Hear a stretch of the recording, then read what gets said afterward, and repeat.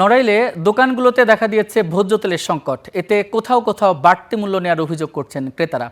সবশেষ পরিস্থিতি জানতে যুক্ত হচ্ছে সহকর্মী আব্দুস সাত্তারের সঙ্গে। সাত্তার, ভোজ্য তেলের সংকটের বিষয়ে ক্রেতা বিক্রেতারা কি বলছেন, বিস্তারিত জানাবেন।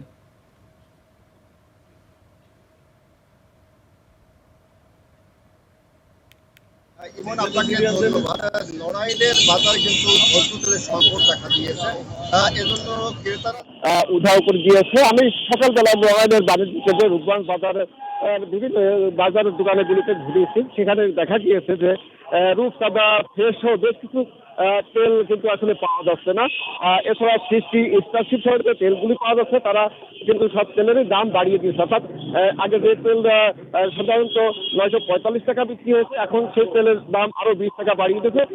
এভাবে কিন্তু তেল বিক্রি হচ্ছে, যার কারণে ক্রেতাদের ভিতরে একটু ক্ষোভ সৃষ্টি হয়েছে। কেননা মধ্যপ্রাচ্যের যুদ্ধের পরে কিন্তু মানে জ্বালানি তেলের সংকট হঠাৎ করে তেলের সংকটেও কিন্তু তারা ক্ষোভ প্রকাশ করেছে।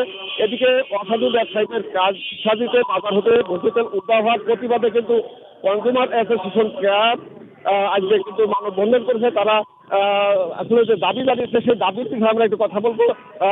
কনজিউমার অ্যাসোসিয়েশন বাংলাদেশ সব ক্যাবের সাধারণ সম্পাদক কাজী হাফিজুর রহমানের কাছে জানতে চাবো, আসলে আপনারা কি জন্য এখানে দাঁড়িয়েছেন? ধন্যবাদ স্টার নিউজকে। আমরা এখানে দাঁড়িয়েছি হঠাৎ করে বাংলাদেশে ভোজ্য তেল এই কিছু অসাধু ব্যবসায়ীদের কারসাজিতে যে বাজার থেকে ভোজ্য তেল উধাও হয়ে গেছে, তার প্রতিবাদে আমরা মানববন্ধন করছি। একই যোগে আমরা সারা বাংলাদেশে এই মানববন্ধন হচ্ছে, পাশাপাশি জাতীয় প্রেস ক্লাবের সামনেও আমাদের মানববন্ধন আসছে। নড়াইলে আমরা জেলা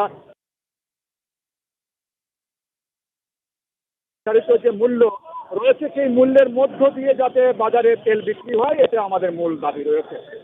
শুনছেন, আসলে সবার একই দাবি যে বাজারে হঠাৎ করে যে সিন্ডিকেটের অভিযোগ যে ভোজ্য তেলটা আসলে উধাও হয়ে গেছে, দ্রুত যেন এই সমস্যার সমাধান, বিশেষ করে প্রশাসন যেন নজরদারির মাধ্যমে মানে ভোক্তারা যেন তাদের চাহিদা তেল পায়, এমনটাই দাবি করছে ক্রেতা সহ বিভিন্ন শ্রেণী পেশার মানুষ। আব্দুস সাত্তার, আপনাকে অসংখ্য ধন্যবাদ।